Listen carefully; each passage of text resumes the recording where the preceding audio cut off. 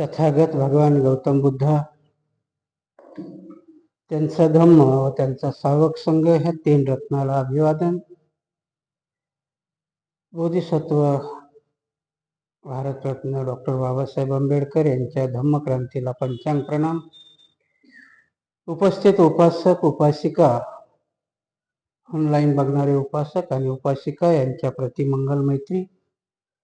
नेहमीप्रमाणेच आपला दर रविवारी मिलिंद प्रश्नाचं पठण व श्रवण आपण करत आहोत.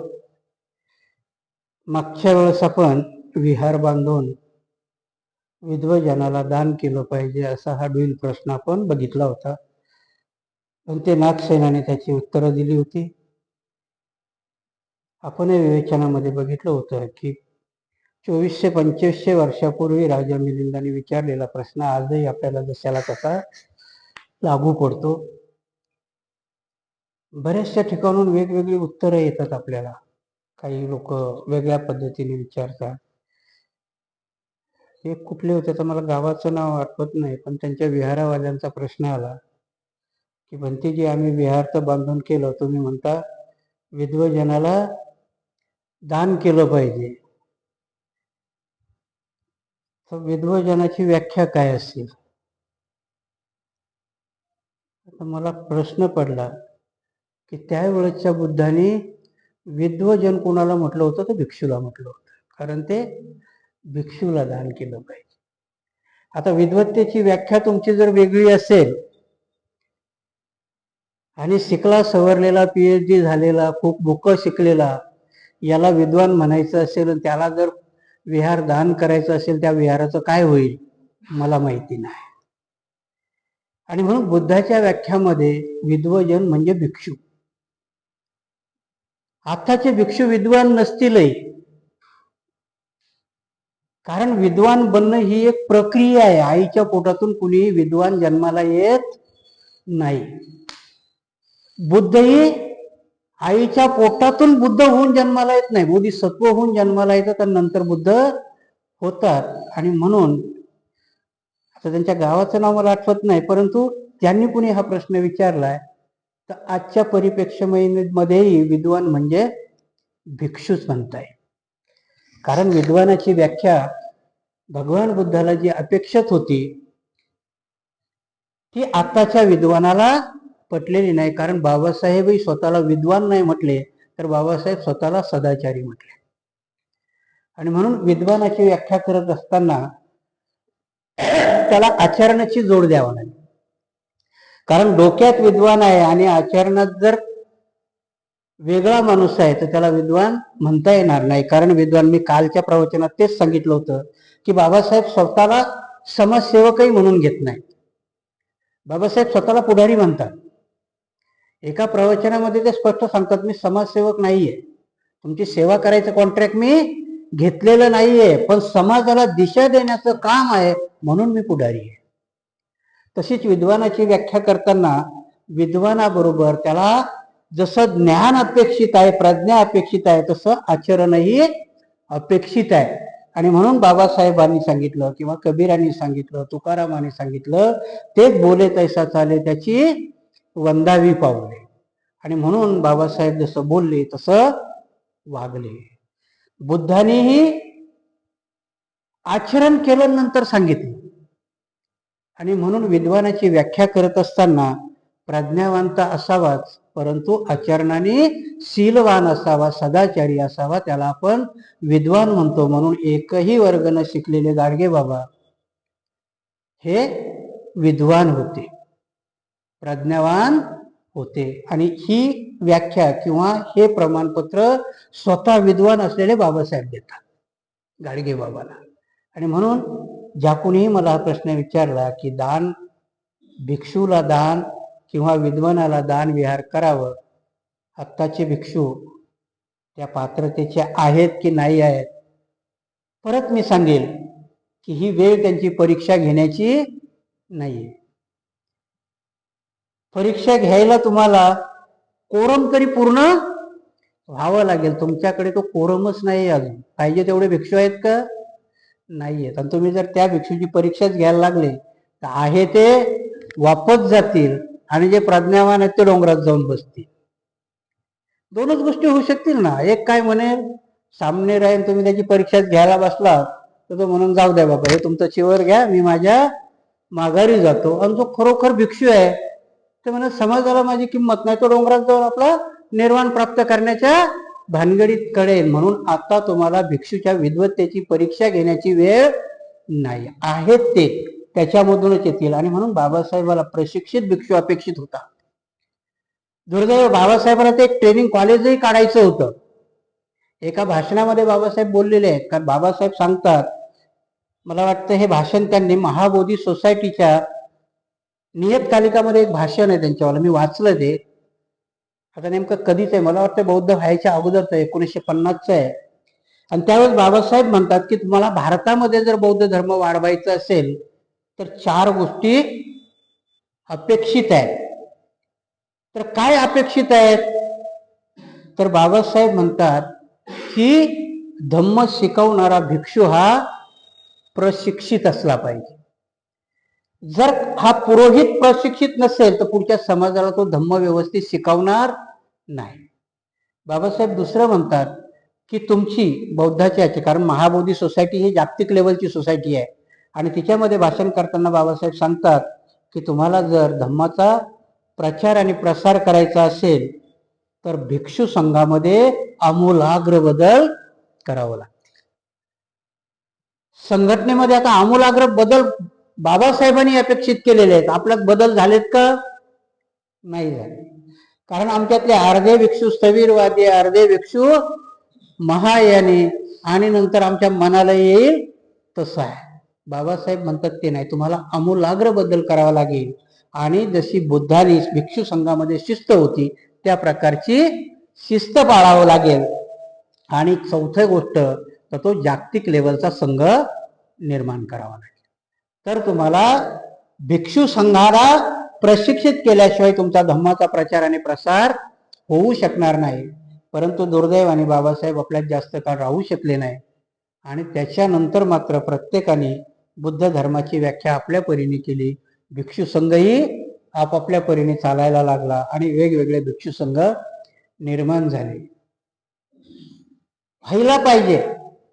आणि कुणीतरी, ते म्हणतात ना की मांजराच्या गळ्यात घंटी कुणी वाजायची, कारण प्रत्येक जण, बाबासाहेब एका ठिकाणी सहज बोलून जाताना एक मातंगाच्या मुलाने पत्र लिहिलं होतं बाबासाहेबाला.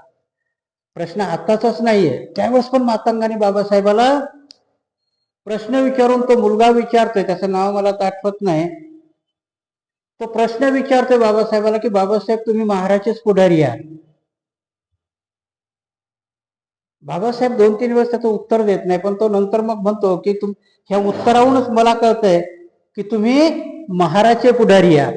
आणि बाबासाहेब त्याला एक सविस्तर उत्तर देतात. मला वाटतंय रायटिंग ॲज स्पीचेस, मला वाटतं 20व्या खंडामध्ये ते एक पत्र आहे मातंगाला लिहिले, त्या मुलाला लिहिलेलं बाबासाहेब. आणि बाबासाहेब त्याच्यामध्ये लिहितात की मी त्याच याच्यामध्ये आहे, मी जे पुढारी हे सांगितलं की नाही त्याच याच्यात बाबासाहेब सांगतात की दिशा देण्याचं काम माझं आहे. कुणी घ्यायची आणि कुणी नाही घ्यायचं ते ज्याच्या त्याच्यावरती अवलंबून आहे. आणि म्हणून मी गोलमेज परिषदेला गेल्यानंतर मी मागासवर्गीय आणि अस्पृश्याकरता सवलती आणल्या, तिथे महार बघितला नव्हता. आणि म्हणून तुमचे जे आक्षेप आहे ते अनाठायी आहे. आक्षेप घेतानाही आपण पूर्ण अभ्यासांती घेतले पाहिजे, असं बाबासाहेब त्या मातंगाच्या मुलाला पत्र प्रत्युत्तर, मला वाटतं प्रबुद्ध भारतामध्ये त्यांनी ते प्रसिद्ध केलेलं आहे. म्हणून आता जे आपल्याला वाटतंय की मातंग विरोध करतो तो आताचा नाहीये, तो तिथपासून चालत आलेला आहे, बाबासाहेबापासून. बरेचसे लोक म्हणतात की त्यांनी बाबासाहेबाचं ऐकलं नाही, पण बाबासाहेबाला वेळ नाही मिळाला. मातंगाने जरूर ऐकलं असतं, कारण बोधिसत्वाचं ऐकत नाहीत असं होत नाही, पण त्यांना वेळ न मिळाल्यामुळे आणि मग ती जबाबदारी आपल्यावर टाकल्यामुळे मग परत आपल्याला बुद्धिवंत निर्माण करणं ही आपली जबाबदारी असते. म्हणून कुठल्याही आईच्या पोटातून बुद्धिवान निर्माण होणार नाही. आणि म्हणून विहार दान जरी नाही करता आली तरी त्या विहारामध्ये सुसूत्रता आली पाहिजे. त्या विहारामध्ये बाबासाहेब जसे म्हणतात ते ज्ञानाची केंद्र झाली पाहिजे. तिथपर्यंत जरी आपण गेलो तर मग पुढच्या पिढ्या ते करत राहतील. कारण डेव्हलपमेंट ही एका याच्यात होत नाही, त्याच्या स्टेप असतात. कुठल्या तरी एका विहाराने जर पुढाकार घेतला आणि ते अनुकरणीय असेल तर दुसरे विहारही त्याचं अनुकरण जरूर करतील. आणि म्हणून विहारामध्ये विद्वान लोक तिथे आली पाहिजेत, विद्वानाचा सत्संग झाला पाहिजे, विद्वानाने बौद्ध धम्म सांगितला पाहिजे आणि त्याच्याच करता आपली विहार निर्माण झाली पाहिजे. म्हणून मागच्या प्रश्नाच्या वेळेस आपण ते बघितलं. मला वाटतं ज्यांनी मला फोनवरती प्रश्न विचारला होता त्यांचं समाधान झालं असेल. नाही झालं तर याच्या पुढे मी विद्वान नाही, एवढा विद्वान मी आहे तेवढ्या विद्वत्तेनुसार मी सांगितलं. पुढे जर नाहीच समजलं तर मग त्याचा माझा नाविलाज आहे, कारण माझा दावा नाहीये, मी काही बुद्ध नाहीये की तुमचं पूर्णच समाधान करू शकेल. मी एक साधा तुमच्यासारखाच माणूस आहे, प्रयत्न करतोय. आणि म्हणून विद्वत्तेविषयी जो विचारलेला प्रश्न होता त्याचा तुम्हाला उत्तर मिळालं असेल अशी अपेक्षा व्यक्त करून आज आपण दुसऱ्या प्रश्नाकडे वळूया. भोजनासंबंधी संयम पाळावा. बनते नागसेन, भगवान बुद्धाने इशारा दिला आहे की उठा, जागृत व्हा, आळस करू नका, भोजनासंबंधी संयम पाळावा. तसेच त्यांनी असेही म्हटले आहे की हे उदाई, मी कधी पात्र भरून तर कधी त्याही पेक्षा अधिक भोजन करतो. बनते नागसेन, पहिल्या वचनाची दुसऱ्या वचनाशी व दुसऱ्या वचनाची पहिल्या वचनाशी विसंगती निर्माण करणारी भगवान बुद्धाची वचने कशी, हे सुद्धा एक उकलणारे कोडेच आहे. बनते या विषयावर आपण प्रकाश टाका. बनते भगवंत म्हणतात भिक्षू करता 127 नियम केले, ते विनय पिटक आहे. आणि हाही प्रश्न भगवंत कोणाला उद्देशून म्हणतात तर भिक्षूला उद्देशून म्हणतात की उठा, संयम पाळा. संयम म्हणजे भोजनावरती संयम ठेवा. आणि म्हणून विनय पिटकामध्ये भिक्षूच्या भोजनाविषयी नियम बनवले की भिक्षूनी सम्यक भोजन असलं पाहिजे त्यांचं, की त्या काळाच्या आत भोजन केलं पाहिजे. भिक्षू हा नेहमीच भोजन करत नाही राहिला पाहिजे. कारण का तर त्या भोजनामध्ये आळस येतो. तर राजा मिलिंदाने हा प्रश्न विचारला होता की भगवंताने भिक्षूला सांगितलं की भोजनामध्ये संयम पाळावा, पण तेच भगवंत उदाई, कालउदाई नाव जर तुम्ही ऐकलं असेल की भगवंत जेव्हा यांना बोधित्व प्राप्त होतं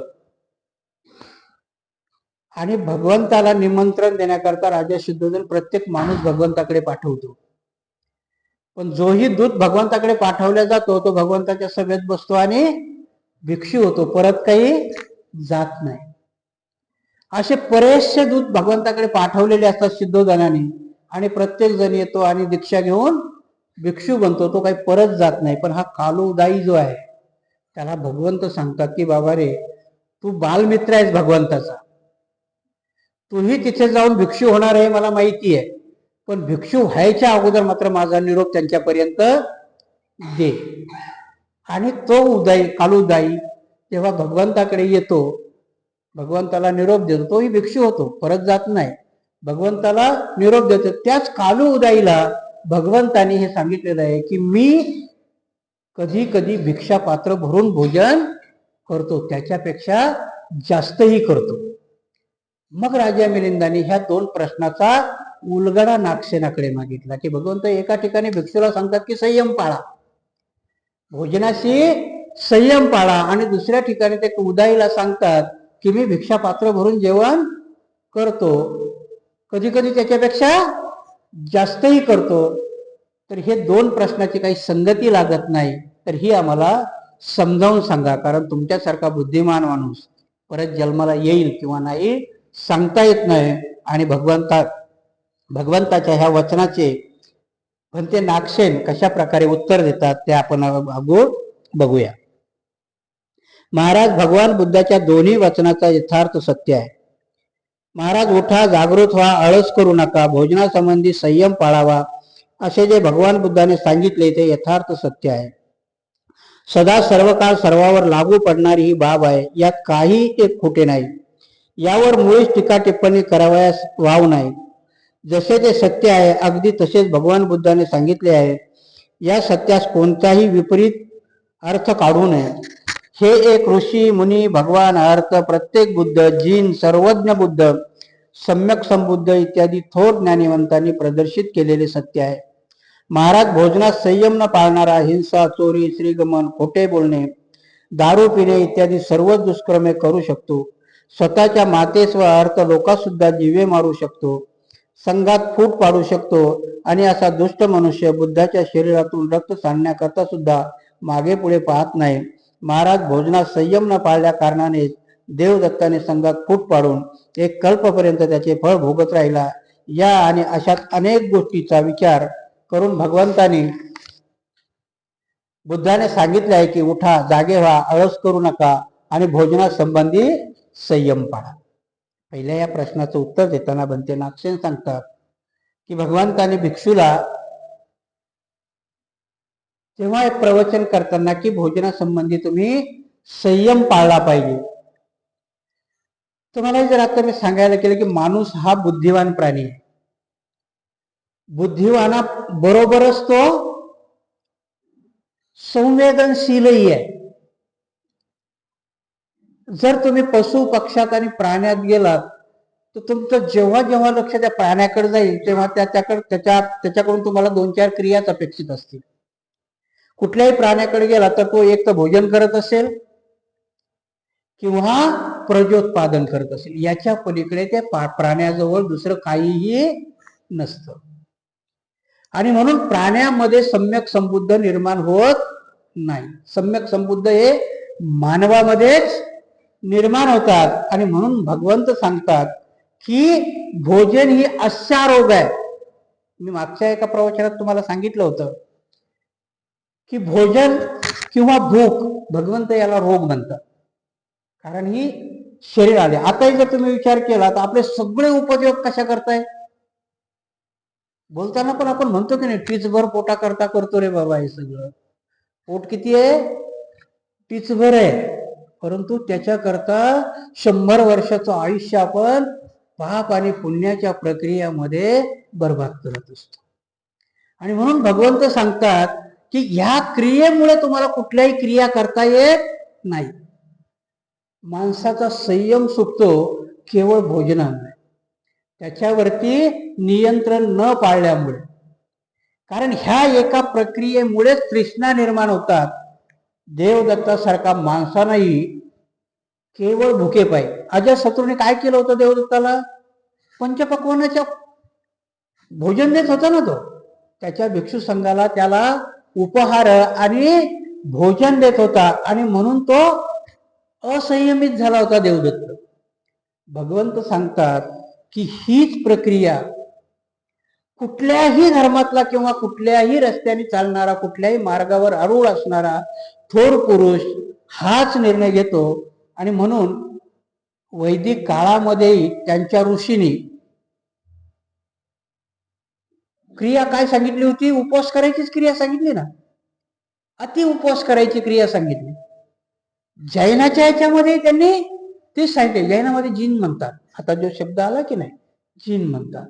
भगवान बुद्ध आणि पच्चक बुद्ध असतील, अरंत असतील, ह्या सगळ्यांनी सांगितलं की तुमच्या भुकेवरती किंवा जेवणावरती नियंत्रण मिळवलं पाहिजे. कारण हे जेवणच आहे की तुम्हाला बऱ्याचशा गोष्टी करायला भाग पाडतं, तुम्हाला तिथपर्यंत जायला भाग पाडतं. चांगल्या आणि वाईट मार्गावर नेण्याला केवळ तुमची भूक आणि भोजन कारणीभूत आहे. आणि म्हणून त्याच्यावरती संयम पाळला पाहिजे. आता कधी कधी असा विचार येतो की भोजनामध्ये जर समजा तुम्ही दक्षिणेकडे गेला तर भात खातात, आहे की नाही? दक्षिणेवाले लोकांचं जास्त मेन भोजन काय? भात. तांदळापासूनच इडली बनवणार, वडा बनवणार, काय जे बनवणार. आपण इथे आलो तर महाराष्ट्रामध्ये भाजी भाकरी हा प्रकार आहे. परंतु कोणी सोनं खाल्लंय किंवा आवडता धातू खाल्लाय असं कधी होतंय का? नाही होत. आणि म्हणून भगवंत म्हणतात की ह्या भोजनाकरता कधीपासून ही प्रक्रिया झाली? जर आपण आधुनिक याच्यामध्ये गेलं तर जेव्हा हा माणूस आधी मानव असेल, समजा तो शिकार करून जीवन जगत असेल, जोपर्यंत शेतीचा शोध लागला नव्हता आणि संग्रह करण्याची त्याला कला अवगत झाली नव्हती, तोपर्यंत माणूस ठीक होता. रोज शिकार करायची, रोज खायचं. परंतु शेतीचा शोध लागला आणि संग्रह करून ठेवता येतं. आता आपण काय करतो, संग्रह करूनच ठेवतो ना. संग्रह करण्याची कला त्याला जेव्हा अवगत झाली तेव्हा मात्र तो भुकेवरती नियंत्रण मिळवू शकला नाही. जोपर्यंत त्याला संग्रह करण्याची कला अवगत नव्हती तोपर्यंत तो रोजची शिकार करायचा आणि रोज खायचा. भूक कशी होती, लिमिटेड होती, कारण कुठलीही शिकार त्याला संग्रह करून ठेवता येत नव्हती. परंतु जेव्हा संग्रह करून ठेवता आलं, आज कसं धान्य साठवता येतं ना, वर्ष दोन वर्ष धान्य खराब होत नाही, त्याला कीड लागत नाही. आणि म्हणून की भूक ही असंयमित झाली. संग्रह करण्याची हाव वाढली ना. कशामुळे, भुकेमुळेच वाढली की नाही. संग्रह करण्याची हाव वाढली आणि ही हाव वाढल्यामध्ये अकुशल कर्म वाढले. आणि म्हणून भगवंत सांगतात की भिक्षू हो, भिक्षूला पहिला नियम काय सांगितलेला आहे की भिक्षूनी संग्रह करू नाही. कशाचा संग्रह करायला नाही सांगितलं, भिक्षूला कपड्याचाही संग्रह करायला नाही सांगितलं. 3 चिवराच्या पुढे चिवर पण स्वीकारायला नाही सांगितलं. आणि म्हणून भुके करता भुकेवर संयम पाळायचा, तर 12च्या आत जेवलं पाहिजे आणि चारिका केली पाहिजे. म्हणून भंते नागसेन सांगतात की हे भिक्षूच्या आचरणशील करता, त्याला निर्वाणापर्यंत जाण्याकरता भुकेवरती संयम पाळणे हे अति आवश्यक आहे. आणि म्हणून भगवंतांनी ही भिक्षूला सांगितलेली वचन आहे की भिक्षू उठा, आळस नका करू. कारण जेवल्यानंतर आळस येतो की नाही. आजही जर तुम्ही बघितलं तर ऑफिसला गेलात, कुठेही गेलात तर लंच 15 मिनिटात करायचं असते, पण साधारणतः 1 तासाचा लंच असतो. त्याच्या पाठीमागचीच संकल्पना आहे, जेवल्यानंतर हा काम नाही करणार, थोडा वेळ याला आराम करावा लागेल. आळस हा येतो. आणि म्हणून भिक्षूलाही सांगितलं की तू संयमित जर नाही जेवलास, संयमित भोजन नाही घेतलंस तर तुला आळस येईल. आणि आळस आल्यानंतर तुला ज्या मार्गावर जायचे त्या मार्गावर तू जाणार नाहीयेस. आणि म्हणून भोजनामध्ये संयम पाळला पाहिजे. देवदत्ताने संयम नाही पाळला आणि म्हणून तो कितीतरी कल्पमध्ये तो नरकाच्या योनीमध्ये खितपत पडला असं भगवंत सांगतात. आणि म्हणून भिक्षूला सांगितलेला तो नियम त्यांनी की भिक्षूनी संयम पाळला पाहिजे भोजनाविषयी. तर मग आता दुसरा नियम आहे की भगवंत तिथे उदाईला म्हणतात की मी पात्र भरून, भिक्षा पात्र भरून भोजन करतो. भिक्षा पात्र भरून भोजन करतो म्हणजे हा संयम झाला का, नाही झाला. कारण संयमित माणूस, आजही तुम्ही जर डायटिशियनला विचारलं तर व्याख्या करतात की सकाळचं भोजन महाराजासारखं घेतलं पाहिजे. मी तुम्हाला दोन्ही गोष्टी, अध्यात्म आणि आत्याचं विज्ञान काय सांगतात, ते सकाळचं भोजन एखाद्या महाराजासारखं घेतलं पाहिजे, दुपारचं भोजन राजासारखं आणि संध्याकाळचं भोजन भिकाऱ्यासारखं. हे तुमची डाएट सांगते. तुमच्या शरीराला जर व्यवस्थित ठेवायचं असेल तर संध्याकाळचं भोजन हे गरीबासारखं म्हणजे भिकाऱ्यासारखं घेतलं पाहिजे. म्हणजे एकदम हलकं घेतलं पाहिजे किंवा घेतलंच नाही पाहिजे. भगवान बुद्धांनी तर संध्याकाळी फक्त अल्पोपहार घ्यायला सांगितलं, एखादं फळ खायचं किंवा ज्यूस बीस प्यायचं एवढंच सांगितलं. म्हणजे भगवान बुद्ध वैज्ञानिक दृष्ट्याही सांगताना आणि आध्यात्मिक दृष्टी सांगताना दोन्ही गोष्टी सांगतात.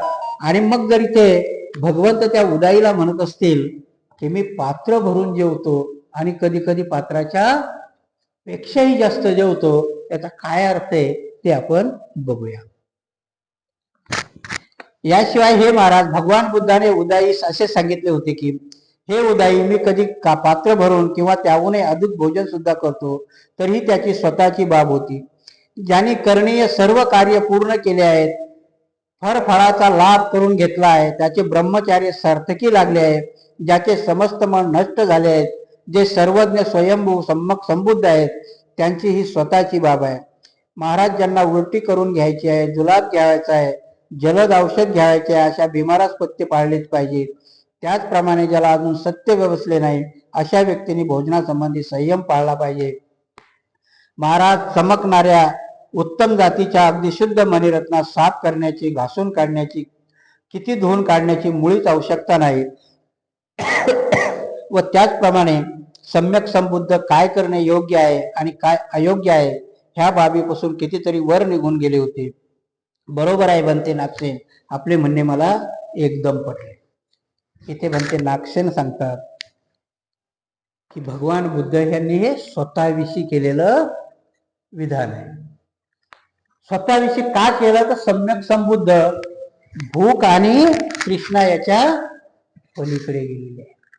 आणि म्हणून डॉक्टर पथ्य कोणास देतो? रोग्यास देतो ना. सुदृढ माणसाला पथ्य पाळायला सांगतो का? नाही. सुदृढ माणसाला म्हणतो तुम्ही आहे ते व्यवस्थित खा. पण एखाद्या माणसाला टीबी झाली तर त्या टीबी होणाऱ्याला प्रोटीन आणि हे जास्त खायला सांगतो. तशाच प्रकारचं भगवान बुद्ध हे ह्या प्रक्रियेच्या पलीकडे गेलेले आहेत. सुख दुःख असेल किंवा भूक असेल, ह्या रोगाच्या पलीकडे भगवंत गेलेले आहेत. आणि म्हणून भगवंत इथे सांगतात की माझ्या नियमानुसार भिक्षू तुम्ही जर वागायला गेलात तर तुम्हाला ते जमणार नाही, कारण मी ह्या गोष्टीच्या पलीकडे गेलेलो आहे, सम्यक संबुद्ध. आणि म्हणून तुम्हाला उदाहरणादाखल सांगतो की चुंदानी जेव्हा शेवटचं भोजन भगवंताला दिलं, सुकर मार्दन, आता कोणी कोणी त्याला म्हणतात की ते डुकराचं मांस होतं, कोणी कोणी त्याला ते हे उगवतं ना तिकडे आपल्या शेतामध्ये, मशरूम असंही म्हणतात. काय असेल त्या वादात आपण पडायचं नाही. मला सांगण्याचा उद्देश आहे की भगवान बुद्धांनी चुंदाचं भोजन आल्यानंतर ओळखलं की हे विषाक्त आहे. त्यांनी ते भोजन ओळखलं होतं आणि म्हणून ते चुंदाला काय म्हणतात की चुंदा फक्त आता ते मला वा, बाकी संघाला भोजन देऊ नकोस. महापरिनिर्वाण सूत्रामध्ये ते स्पष्ट आलेलं आहे की चुंदाला ते दुसऱ्या भिक्षूला भोजन वाढू देत नाही, स्वतः खातात. याचा अर्थ काय की भगवान बुद्ध त्या गोष्टीच्या पलीकडे गेलेले आहेत. विषाक्त भोजनही पचवण्याची ताकद भगवान बुद्धामध्ये आहे.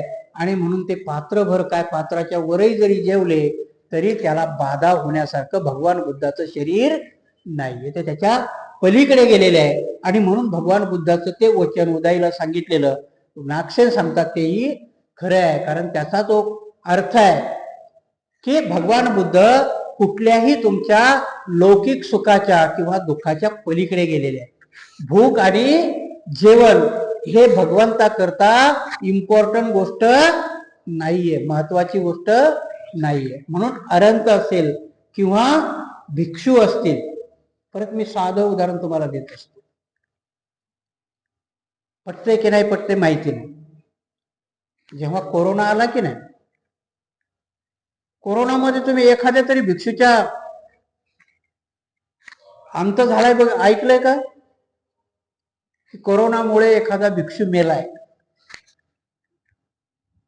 कोरोनामध्ये तर त्यांना चारी काही नव्हती करता येत ना, तुमचीच घरं बंद होती, संग्रह करण्याचीही परमिशन नव्हती.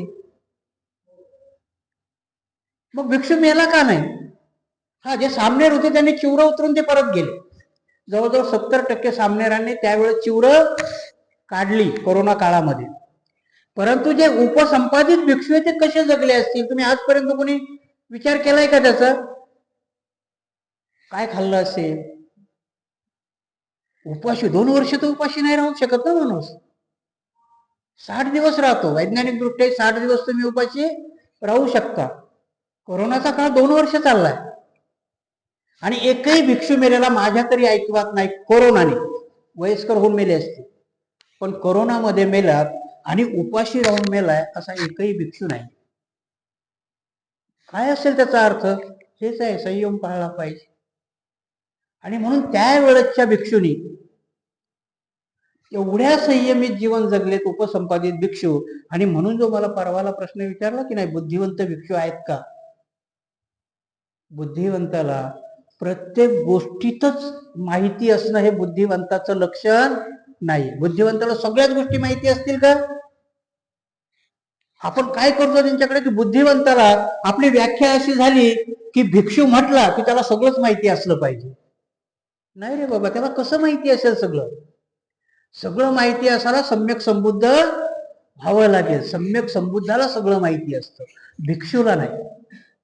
भिक्षू त्या मार्गावर चालण्याचा प्रयत्न करतो आणि म्हणून संयमित राहणं हा विनयामध्ये भगवान बुद्धांनी दिलेला पहिला पाठ आहे की भिक्षू हा भोजनामध्येच नाही तर प्रत्येक गोष्टी संयमित असला पाहिजे. आणि ती एक प्रकारची प्रक्रिया असते. तुमच्या माहिती करता सांगतो की शरीराला सवय लावणं. पहिले राजावरती विष प्रयोग होऊ नये म्हणून राजा 7 वर्षाचा झाल्यापासून हा पुढे राजा होणार आहे तर त्याच्यावर थोड्या थोड्या विषाचा प्रयोग केला जायचा. कारण त्याचं शरीर विषाला पचवण्याच्या लायक व्हावं अशी शरीराला सवय लावल्या जायची राजे लोकांच्या. भगवान बुद्धही भिक्षूला तसंच सांगतात की भोजनामध्ये तुम्ही संयमित झालं पाहिजे. अशी जर वेळ तुमच्यावर आली भोजनच भेटलं नाही तर तुम्ही 8-8, 10-10 दिवसही जगले पाहिजे. आणि म्हणून भिक्षू लोकांनी भोजनावरती संयम पाळणं हे तुमच्या इप्सित गोष्ट साध्य करायची असेल तर त्याच्याकरता खूप महत्वाचं आहे. आणि म्हणून जो भोजनावर संयम पाळत नाही तो माणूस सगळे दुष्कृत्य करू शकतो. म्हणून आजच्या घडीलाही जर आपण पाहिलं तर चोरी करणाराही भोजनाकरताच करतो आणि सन्मार्गाने नोकरी करणाराही माणूस भोजनाकरताच करतो. फक्त त्या भोजनावर संयम असेल तर पिऊनला 8,000च्या पगारातही त्याचा प्रपंच चालतो आणि IAS ऑफिसरला 2.5 लाख असूनही बिचाऱ्याचं पोट भरत नाही. याला संयम म्हटल्या गेलं. भगवान बुद्ध हा संयम शिकवतात आम्हाला की भोजनामध्ये संयम पाळला तर प्रत्येक गोष्टी तुम्ही ह्या चांगल्या करत जाल. आणि म्हणून भिक्षूला भोजनामध्ये संयम सांगितला परंतु स्वतःच्या बाबतीत सांगताना उदाईला सांगतात. कारण का सांगायचं त्यांना तर मी ह्या प्रक्रियेच्या पलीकडे गेलेलो आहे. आणि म्हणून त्या रोग्याचं उदाहरण देतात की रोग्याला पथ्याची गरज आहे. भिक्षू तुम्ही रोगी आहात, उपासक आपण रोगी आहोत. गरज कोणाला आहे आता? आपल्याला आहे त्या संयमाची. आणि म्हणून सम्यक आजीविका हा त्या भोजनामधून आलेला प्रकार आहे. आर्य अष्टांगिक मार्गामध्ये सांगितलं ना सम्यक आजीविका. कारण सम्यक आजीविका जगताना तुम्हाला सम्यक कर्मांत सांगितला. एक दुसऱ्याच्या कड्या एक दुसऱ्याला भिडत जातात त्या. कारण जर सम्यक आजीविका तुम्हाला जगायची असेल तर सम्यक कर्मांत म्हणजे सम्यक काम केलं पाहिजे. आता आपण सम्यक आजीविका म्हणजे काय? जर सम्यक भोजन नाही जेवलो, सम्यक त्याच्यावरती संयम नाही पाळला तर मग मात्र तुमचं कर्मांतही सम्यक राहत नाही. आजपर्यंतच्या प्रत्येक गोष्टी आहेत की जे दूध तुम्हाला 40 रुपये लिटरने मिळतं, गुगल करून बघा, अंबानीची बायको ते 5,000 रुपये लिटरचं दूध देते. दूध गाईचं किंवा म्हशीचंच असतं की नाही.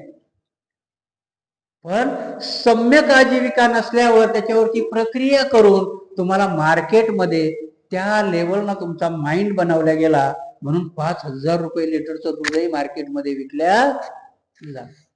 भगवान बुद्ध इथे सम्यक व्हायला सांगतात, इथे नियंत्रित व्हायला सांगतात, आम्हाला ह्या गोष्टी पाळायला सांगतात. कारण भगवान बुद्ध जसं म्हणतात की मी ह्या प्रक्रियेच्या पलीकडे गेलेलो आहे. तुम्हाला 5,000 रुपये लिटरचं दूध पिता येईल का? नाही पिता येणार ना. कारण मुकेश अंबानी सगळ्यालाच होता येईल का? नाही होता येणार. आणि म्हणून मुकेश अंबानीची बायको नीता अंबानी 5,000 रुपये लिटरचं दूध सकाळी पिते. ते आम्हाला शक्य नाही. संयमित असलं पाहिजे. ती असंयमित असल्यामुळे मुकेश अंबानीची भूक भागत नाही. रिलायन्स काढलं नाही भूक भागली. तुमच्या मोबाईलचा डाटा फुकट दिला पहिल्याने आणि आता तो केवढ्याला केलाय? 1200च्या खाली रिचार्जच नाही आता मुकेश अंबानीचा. आहे का? असंयमित भूक आहे. माणसाला असंयमित भूक ही वाम मार्गाला लावते भगवंत सांगतात. म्हणून संयमित असली पाहिजे. तुमचं भोजन तुमची भूक ही संयमित असली पाहिजे. ही भूक नुसती शारीरिकच नसते, शरीराचीच भूक नसते. म्हणून मागेही मी तुम्हाला उदाहरण दिलं होतं की कसाबला जेव्हा पकडले की नाही त्याला फाशी दिली. फाशीच्या आदल्या दिवशी त्याला विचारलं होतं तुला काय करायचंय? तो म्हटलं माझ्या आईला फोन करायचा आहे. पाकिस्तान मधल्या आईला त्याने फोन केला. त्या आईने काय प्रश्न विचारावा त्याला की बाळा जेवलास का? आता मरणार आहे तो 10 मिनिटांनी. 10 मिनिटांनी मरणाऱ्या माणसाला पण ती आई विचारते की जेवलास का? म्हणजे एवढा असंयम आहे आमचा त्या भुकेवरती की मरायच्या अगोदरही माणसाने जेवलं पाहिजे. त्या कसाबची आई त्याला विचार. आणि म्हणून भगवंतांनी भिक्षूला सांगितलं की याच्यावरती तुम्ही संयम पाळला पाहिजे. भुकेवरती जो संयम पाळेल, जो माणूस आपल्या भोजनावरती संयम पाळेल, त्याच्या हातून कधीही दुष्कृत्य घडणार नाही. ज्याचा संयम नाही त्याचा देवदत्त झाले राहत नाही. आणि म्हणून भगवान बुद्धांनी सांगितलेली दोन्ही वाक्य खरी आहेत. भंते नागसेन सांगतात की दुसरं वाक्य मी पात्राच्या वरती खातो हे भगवंतानी स्वतः करता वापरलेलं वाक्य आहे. का वापरलेलं आहे तर त्याचं उदाहरण आहे की मी ह्या गोष्टीच्या पलीकडे गेलेलो आहे. भूक आणि ह्या गोष्टी मला लागू होत नाहीये. आणि म्हणून अरंत असतील, भगवंत असतील, हे 2-2 महिने नाही जेवले तरी ते मरत नाही. परत मी मरणाचा अर्थ तुम्हाला इथेच सांगितला होता की माहित नाही. कारण आपण मरतो. अरंत आणि बोधिसत्व आणि भगवान बुद्ध मरत नाही, ते महापरिनिर्वाण घेतात. मरण आणि महापरिनिर्वाणामधला फरक आहे. मार नावाची गोष्ट ऐकली की नाही तुम्ही? आपण सगळ्यांनी ऐकलंय. मार म्हणजेच माराबरोबर केलेलं रण म्हणजे तुमचं मरण. माराबरोबर आपण जे रण करतो आणि त्याच्यामध्ये मार विजयी होतो, आपण विजयी होत नाही, त्याला मरण म्हणतात. आणि म्हणून ही मरणाची प्रक्रिया आपल्या असंयमित भोजनामुळे आपण त्या माराशी विजय मिळवत नाही. भगवान बुद्धांनी मारावरती विजय मिळवला. आणि म्हणून बोधिसत्व असतील, अरहंत असतील, ते मरत कधीच नाही, तर ते निर्वाण पावतात, महापरिनिर्वाण घेतात. आणि ते त्यांच्या मनाने घेतात. आपलं मरण होतं, आपल्याला कोण घेऊन जातो? मार घेऊन जातो बोधिसत्वांना. कारण ते संयमित असतात, म्हणून त्यांच्यावरती मार विजय मिळवू शकत नाही, त्यांचं मरण होऊ शकत नाही, ते वाम मार्गाला जाऊ शकत नाहीत.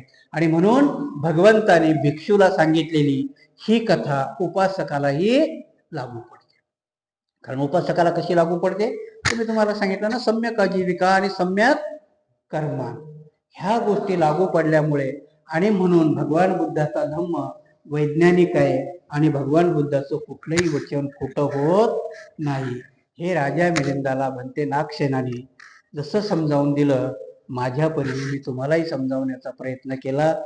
समजलं असेल असं गृहीत धरतो, कारण मी नागसेन नाही. आपण समजला असाल असं समजून आपण आजचं विश्लेषण इथेच थांबूया.